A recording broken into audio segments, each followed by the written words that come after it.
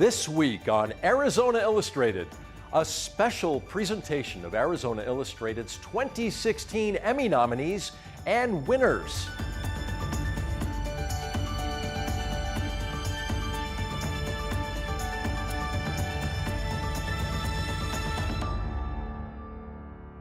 Welcome to Arizona Illustrated. I'm Tom McNAMARA. Each year, regional chapters of the National Academy of Television Arts and Sciences recognize and reward excellence in their broadcasting communities with Emmy Awards. In October 2016, Arizona Public Media was awarded 12 individual Emmys and the prestigious 2016 Governor's Award. On this episode of Arizona Illustrated, we present a collection of award-winning stories and nominees. First up, well, back in May 2015, the Antiques Roadshow came to Tucson. We went behind the scenes to see how the popular PBS program was made.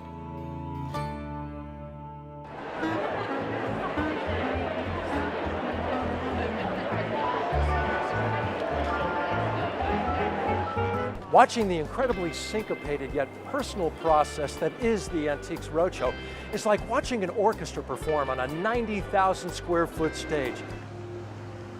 You're on this planet because you were someone's dream, and that's something that we all have in common. On January 11th, 1996, a little girl named Karen Grajeda vanished without a trace. A detective named Kathy Rouse set out to find her, and the search changed her life forever.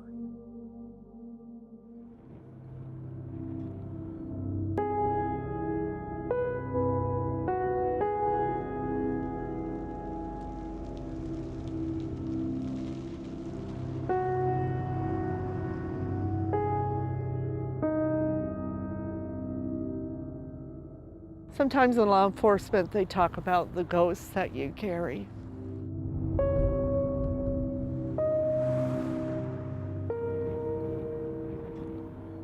I remember just driving home some nights, or even in later years in patrol when I would be in that area, just looking around and going, where did she go?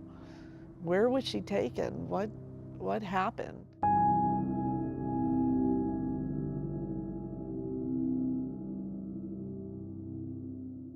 By the end of the second day, we know statistically if we don't find missing children within 24 hours, if it's not a family abduction, that we're usually looking at a homicide.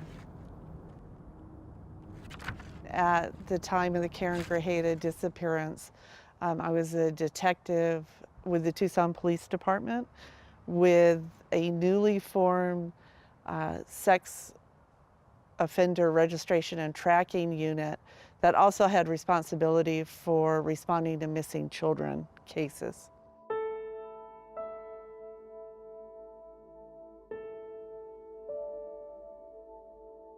Karen actually disappeared January 11th at about 5:45. This area was the last sighting of Karen as far as the children were concerned. Karen had been roller skating with her little sister, and she went inside to put her skates away, and her mom told her it was almost time for dinner, and Karen said, "Can I just go out, play a little bit more?" She went out, and that's the last time her mother saw her.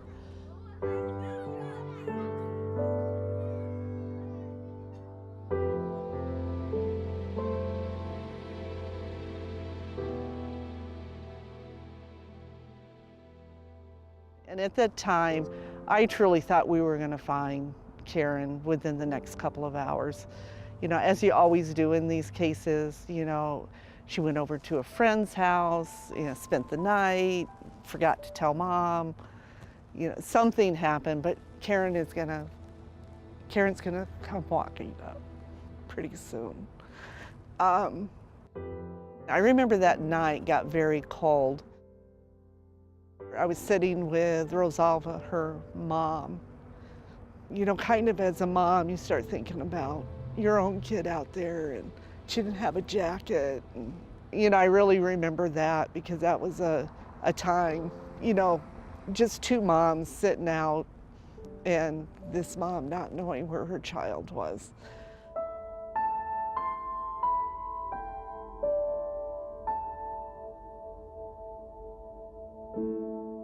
There was no vegetation here. This was just a dirt lot. When I arrived here at the scene, we asked for the command post, which is just that big trailer that you see, so that detectives and commanders can have a place to meet and to get organized. Karen's mother had come over to the command post, as she would at night, I think just to have someone to talk to and maybe have a little bit of hope, because she knew we were working. And I told her the end of that second night, I said, don't lose hope. And I told her that I would never stop looking for Karen. You're big bad police officer, and the public's looking at you and the media's looking at you. So you gotta hold it together. And then you add not sleeping a couple of days on top of that. So I remember just going down the street and couldn't think about how to get home, and just pulled over and just had to let it out for a little while. Starting in about 1993, we had a series of abductions and molests of young girls that looked just like Karen, same age, in this area.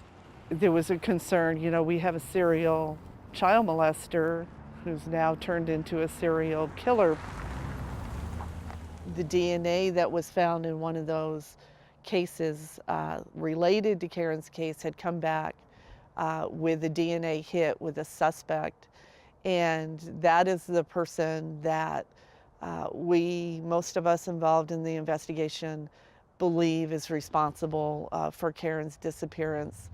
However, we don't know that for sure, and Karen's body was never found. I don't know what it was about this case, because I've done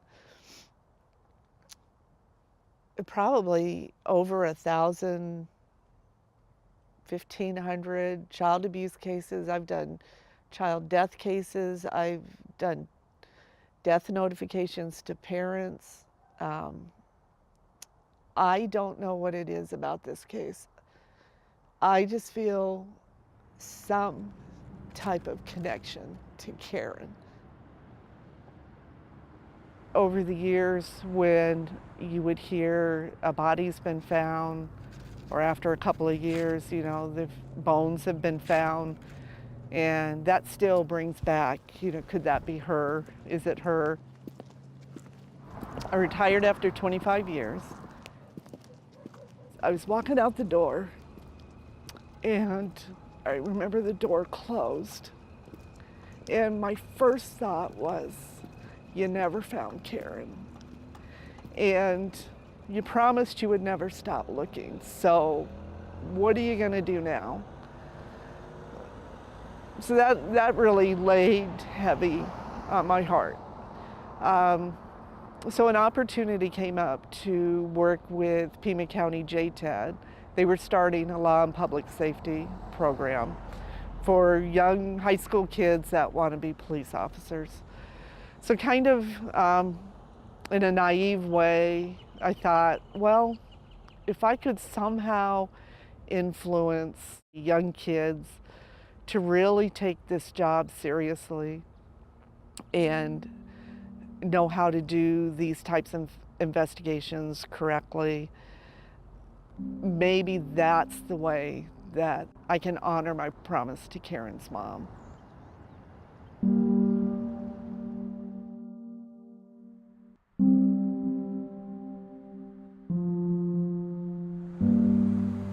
You learn in this job that there are not nice people in the world, and that there are people who enjoy hurting children. But I think this case brought home to me that there's true evil in this world. Because somebody that would take this little girl from this parking lot and do whatever they did to her and deprive her mom and our community of this little girl, it just instilled in me that there's true evil. And how are you going to fight that? What can you do to fight that other than just get up every day and do the best job that you can?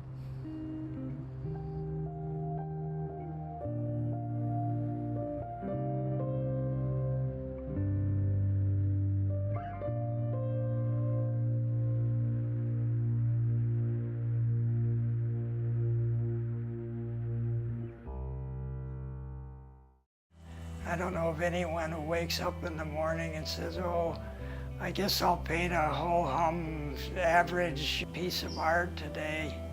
I pledge allegiance to the flag of the United States of America and to the republic for which it stands. I think we as citizens of this country have a responsibility to this country, and I think that includes to each other.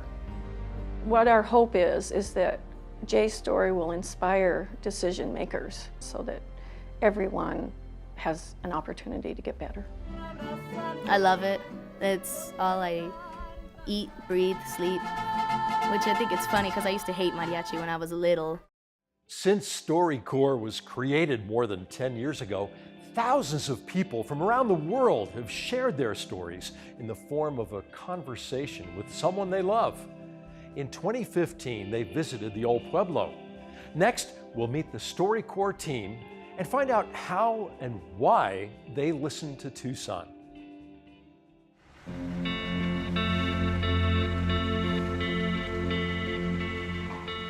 When was the last time you had a 40-minute conversation with someone that you care about, even if you see them every day? At StoryCorps, we say that listening is an act of love. It's the power of that moment together when people are stopping and listening. You don't come in by yourself. You're sitting across from someone that you care about. And a StoryCorps facilitator is with you the whole time to walk you through that experience so that you can come and share what you'd like to share and preserve with the people that you love. We're collecting these recordings there at the Library of Congress. So there's a community and a nation of listeners now and in the future. I'm Emily Jansen, the site manager for StoryCorps' mobile tour. I'm here with our Airstream trailer, our mobile booth. We're in Tucson for the last stop of our 2015 tour. I just want to say, we do tend to bring rain everywhere we go, so I'm not surprised it was raining today. My job is to make sure as we travel around the country to 10 cities every year, to make sure that everything goes smoothly on the ground. That Betty, our booth, as we like to call her, that she's well taken care of. So this is Erica and Danielle. They're both facilitators for the mobile tour, and they have both been traveling around the country for a year. Since we just got to town today, they're gonna start setting us up and getting everything ready. We scrub it nice and clean so that it's a great place for everyone to come. It looks good, nice and shiny. I've always loved to travel, and so heading into this I thought, oh my gosh, this is gonna be the greatest adventure I've ever been on. And it has been, but it's been a lot different than I thought it would be. Sometimes you come on a bit of views and they're really uplifting and they fill your heart with joy, and you're like, oh my gosh, I need to spread that with you and talk to you about it. And then other times they're really difficult. And having Emily and Erica is huge.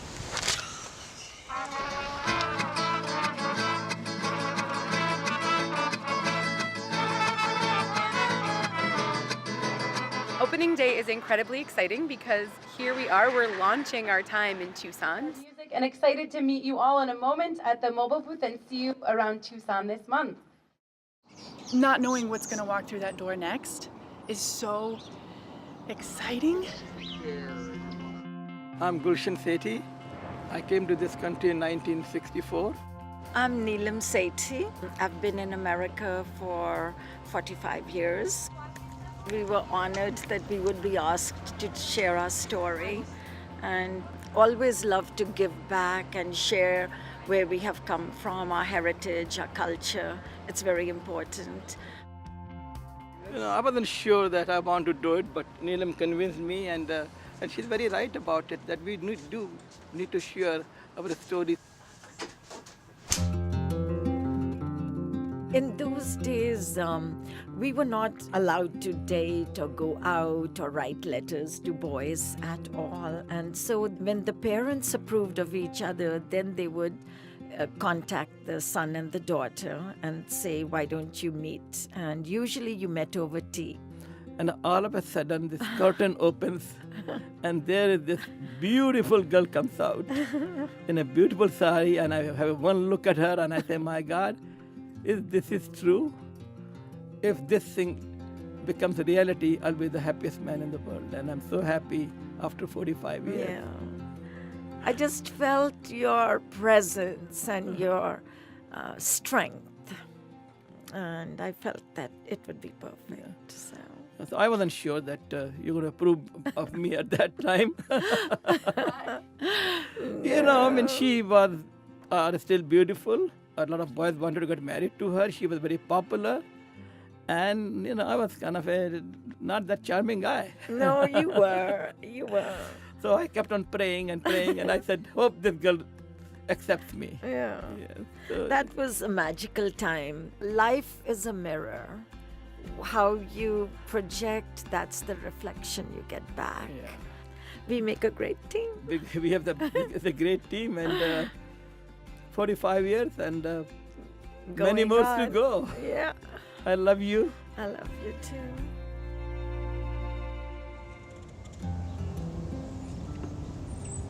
It was a beautiful experience sharing our story, to be able to express so many things that sometimes you take so much for granted, and it just made us focus back on our life together. It was a great experience, and to have the CD available for our children, grandchildren, it's awesome. It's awesome. It's really awesome.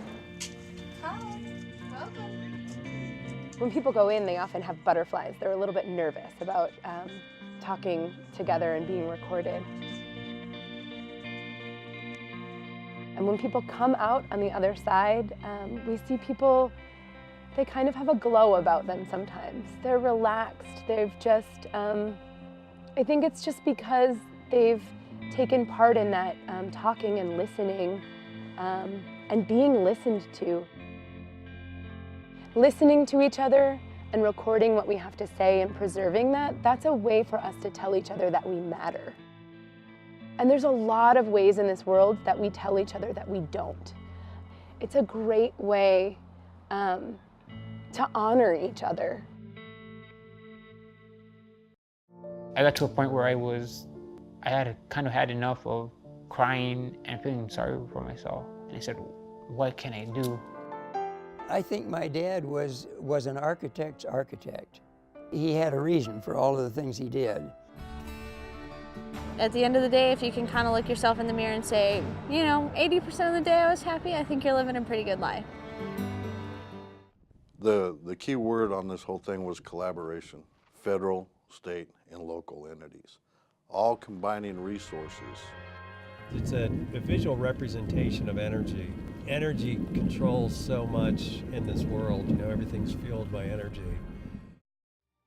Singh moved to the United States from India 16 years ago, along with his wife Roop and daughter Shireen. Together, they launched the Twisted Tandoor, an authentic Indian food truck that rose to the top of the Tucson foodie scene. After 2.5 years on the truck, they plan to open their own brick and mortar version of the Twisted Tandoor. On the very day they were to open, the unexpected happened.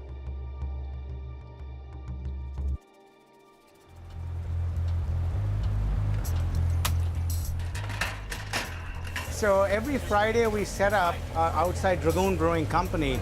I don't know, it's great. Perfect. we get along like a house on fire. You know, it's fun. You're working under, it's hot, there's smoke and there's heat. We'd forget how hot it was when we were meeting people, talking to them, selling our food. It was just fun when we had that interaction. What we call a tandoori chicken? It was almost like everyone's family, you know? Chicken tikka masala is the best I had. It's awesome. You can taste the grilled flavor, but you also taste the spice that goes into it. It's really good.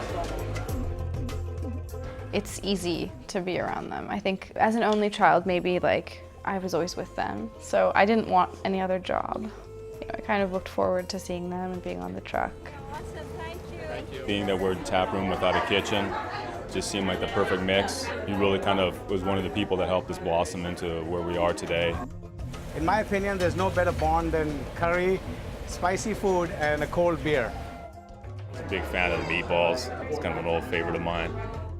It's not just sitting and eating something, it's the whole experience, you know.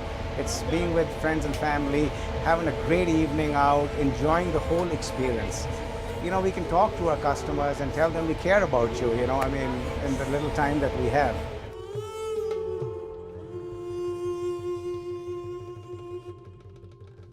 My name is Singh. I'm 51 years old, and I'm a food truck owner. Probably the only Indian food truck in Arizona, from what I understand. It's called the Twisted Tandoor. And the logo that you see on the truck is actually the colors of the Indian flag, but they're with a twist. This is my daughter, Shireen. This is my lovely wife, Roop. And this is Taylor. Tyler. Tyler, Oh sorry. my God. Tyler. You have to redo it. You have to redo the whole thing. Okay. And Tyler, our main man on the truck. He was, I mean, obviously a really smart guy, but he just couldn't spell. And I think English is like his fourth language. And my mom and I would always make fun of him and be like, we'll do it, you know? In the morning hours on August 21st, Singh died suddenly of an apparent heart attack. He came from a line of farmers and soldiers in the mountainous Punjab region of India and went to school in New Delhi. He first met Roop during a chance encounter on his parents' farm in 1987. And then he, I think, liked me because I liked wildlife, and he had found fewer women who were so interested in animals and in, you know, common interest, yes, where he knew that, okay, this is somebody who will go out if I want to fish in the wild and not be afraid because there's a little snake somewhere. That liaison led to love and a 26-year marriage. Their daughter Shireen, a neuro and cognitive science student at the U of A, says she was her father's child. He always called me Chotu, which means like little one in Hindi. I was always like hunting, fishing with him, that kind of thing. That was, you know, I was like his boy child.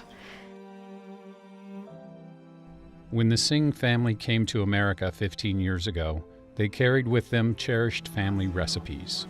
Yeah, it's really, really hot. And it feels even warmer I think he really wanted to do something with food because he loved to entertain people and feed them. So it's like an aromatic, it's, you know, My dad was always like an idea man. You know, he had always these big ideas, and they were always fruitful. Lime juice. Yeah, and they've always made really good food, so they had faith in their food. And that faith was rewarded. After 2.5 years on the Tucson food truck scene, the Twisted Tandoor became a top money earner and foodie favorite, coming in a close second to Pinup Pastry in a citywide food truck competition sponsored by the Arizona Daily Star. 32 trucks went head-to-head over the summer. Tracy Santa Cruz of Pinup Pastry, a truck dedicated to the sweet tooth, called it a draw. It was a real battle, and like I told Mookie in the end, there wasn't a winner. It was both of us. You had sweet and you had savory, and as far as I'm concerned, that's where the contest should have ended. Both the Tracys who own Pinup Pastries, they work really hard. They have a fabulous product. And you know, we talked about after the results came out, and I said, I always knew Tucson was a kind town. Now we know that it's a sweet town. I got to work on it being a spicy town now. We're doing an event at the TMC on Grant and Craycroft.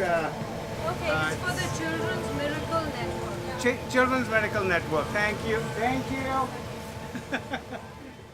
Fellow food truck owner Jason Scott of Barbecue Rush was a fan and a friend. If people love him, I mean, wherever he goes and sets up, he sells out. I'm having a chicken tikka masala from Twisted Tandoor. Dr. Gulshan Sethi was a Twisted Tandoor regular. I just called my wife. I said, I'm going to bring lunch for you. You know, I grew up in India, so this is an Indian dish. Just one of the best Indian food you can eat. Many Twisted Tandoor customers shared the same sentiment. With word of mouth and nearly 4,000 followers on Facebook, their hard work was paying off. We're very fortunate. We're so blessed that we got this opportunity. We were scared like hell when we started, but I think Tucson's more than just kind, you know. Making food that people would embrace and celebrate took a great deal of work, and sustaining that effort for 2.5 years required commitment. We didn't realize how much work it would be. You know, it seemed like we'll do a food truck, you know. Over time, they'd outgrown the truck and were ready to take the next step. They signed a lease to open their own brick-and-mortar version of the Twisted Tandoor. On that August morning, Roop and Singh were loading supplies into their new restaurant, a couple of hours before their doors would open to the public.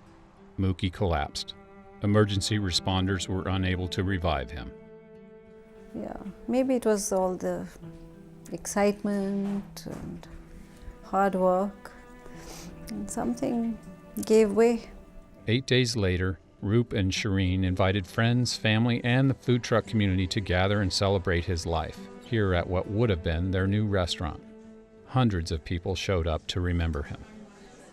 You can tell from today, outpouring of love as a testament to the type of man that he was. I think anyone that had, the opportunity and the pleasure of being around for him even for 10 seconds knows everything that I could ever say. Today we are here just to celebrate his life and live by his example. God has given us life, let's live it to the fullest. And he did. You expect to go to a food truck event and the Tandoor to be there and Mookie to be there. I don't think it's sunk in to anyone. I mean, not just the food truck community. Tucson has lost just a wonderful man. Gone too soon at age 52, Singh will be missed most by those closest to him. Him, his presence, everything about him, you know. I guess when you've been together so long, and especially here when there's no other family but just us, just the core. Maybe he came to this earth just for this, just to do this much and get over his trials on this earth and then go, leave and then maybe come back again for something new. And hopefully it'll be a better life for him where he is right now. It's strange,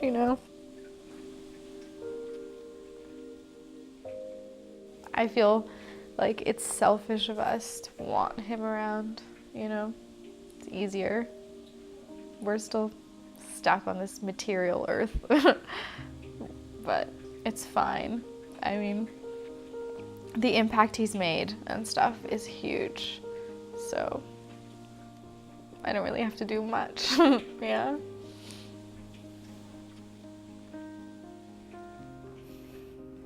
Yeah, I don't know.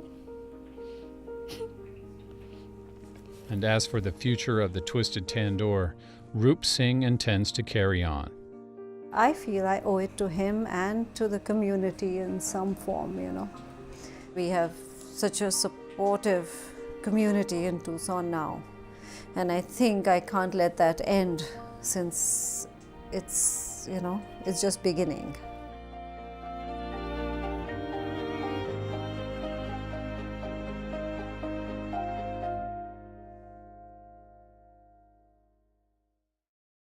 Thank you for joining us here on Arizona Illustrated. I'm Tom McNamara. See you next week.